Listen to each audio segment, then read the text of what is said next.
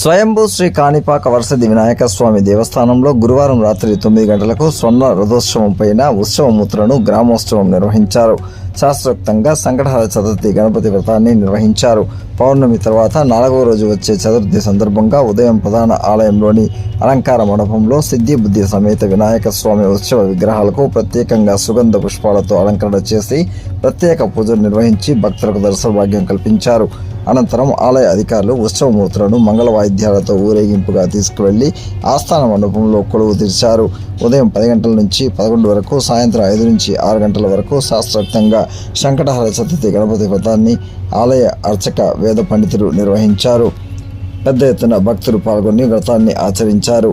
రాత్రి గ్రామోత్సవాన్ని నిర్వహించారు. ఈ కార్యక్రమంలో ఆలయ ఏఈఓ విద్యాసాగర్ రెడ్డి, పర్యవేక్షకుడు శ్రీధర్బాబు, కోదండపాణి, టెంపుల్ ఇన్స్పెక్టర్ రవి తదితరులు పాల్గొన్నారు.